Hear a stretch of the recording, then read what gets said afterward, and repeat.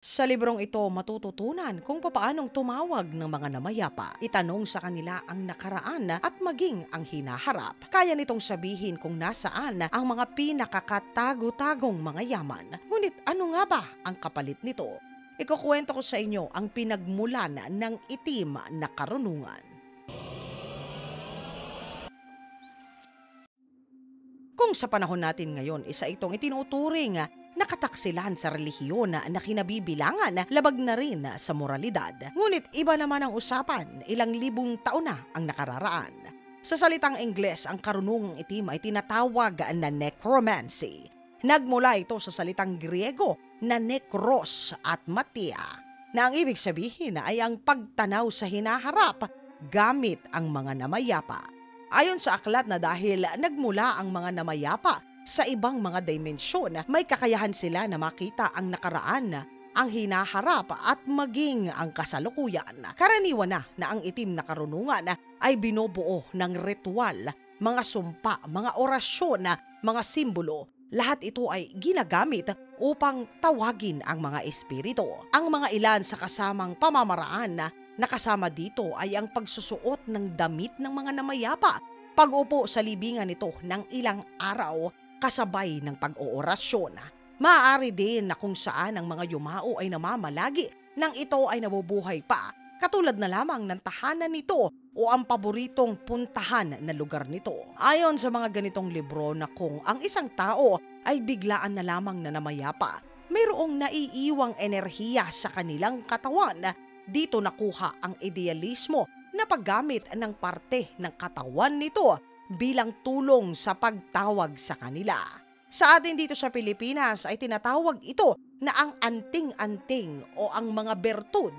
Minsan ay gawa ito sa buhok at mismong kuko ng tao. Ng mga sinaunang mga panahon, mga katinagalog ko, ang may mga lihim na karunungan na ay mga bihasa sa kanilang larangan. Madalas na gumagawa sila ng bilog na simbolo kung saan nagsisilbi ito bilang proteksyon laban sa kung sino man ang kanilang tatawagin. Espiritu man ito ng tao o hindi naman kaya ay makapangyarihan na uri ng dyablo.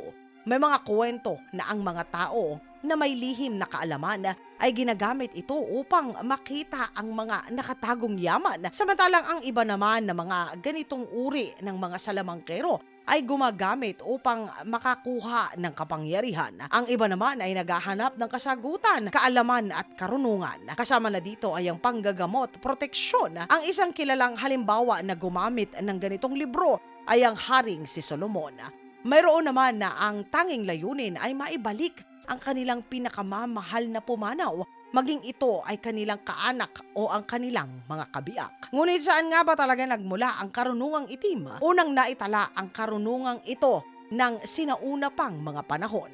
Kasama ito sa fundamental na paniniwala ng mga Romano, ng mga Grego, at kahit pa ng mga sinauna pa na taga-Ehipto. At kahit pa nga ang mga Babylonian ay ginagawa rin ito. Ngunit hindi tulad ngayon, normal at kasama sa kanilang kultura ang karunungang itim.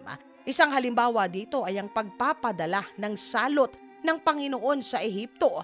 Ang mga hikero o salamangkero ng parao ay sinubok na pantayan ang kapangyarihan ng amang lumikha. Ginawa nilang dugo ang tubig sa banga at ang tungkod ay ginawa nila na isang ahas. Sa halip na katakutan, parte ito ng kanilang espiritualidad, relihiyon at paniniwala.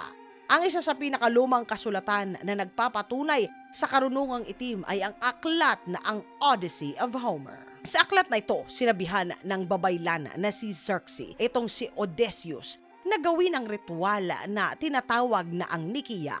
Ito ay upang tawagin ang kaluluwa ng propeta na si Tiresias. Ito ay upang tulungan siya nito sa tamang daan papauwi sa kanyang bayan. Ang ritual na Nikia ay normal na ritual para sa mga sinaunang Grego. Ito ay upang tawagin ang mga kaluluwa ng mga namayapa upang tanungin sila tungkol sa magaganap sa hinaharap. Samantalang sa sinaunang Ehipto naman nakatala ang kanilang pakikipag-usap sa kaluluwa ng mga namayapa sa aklat na tinatawag nila na ang Demotic Papyri. Sa aklat na ito matatagpuan ang pamamaraan kung papaanong tatawagin, kakausapin ang mga kaluluwa ng namayapa at kung papaanong sila ay muling maibabalik sa kabilang buhay. Ang ganitong aklat ay nakabase sa balanse, sa paggalang sa kaluluwa ng mga namayapa at sa pagkalap ng kaalaman mula sa kanila. Samantalang sa paniniwalang Judaismo at Kristyanismo ay mahigpit na ipinagbabawal ang pagtawag sa kaluluwa ng mga namayapa. Ito ay tinuturing na pagsuway sa kautusan ng Diyos Ama. Ang mga gumagawa nito ay binabansagan na kalaban ng simbahan. Sila rin ay maigi na pinarurusahan. Ang ritual na ito ay binansagan na gawa na itim na mahika o ang itim na kapangyarihan. Ayon sa simbahan, ang pakikipag-usap o ang pagkakaroon ng komunikasyon sa mga namayapa ay magdudulot ng paglihis ng paniniwala at katumbas na rin ng pakikipag-usap mismo sa alagad ng kadiliman. Kaya naman sa paglaon ng panahon, kung noon ay normal ang pakikipag-usap sa mga namayapa, sa ngayon, ito na ay isang gawaing itinatakwil ng karamihan. Ngunit hindi ibig sabihin na tuluyan na ang gawaing ito ay nabaon sa limot. Hindi man tulad ng sinaunang panahon na hayagan ang paggawa nito. May ilan pa rin na mga grupo at tao na gumagawa nito sa iba't ibang bahagi ng mundo.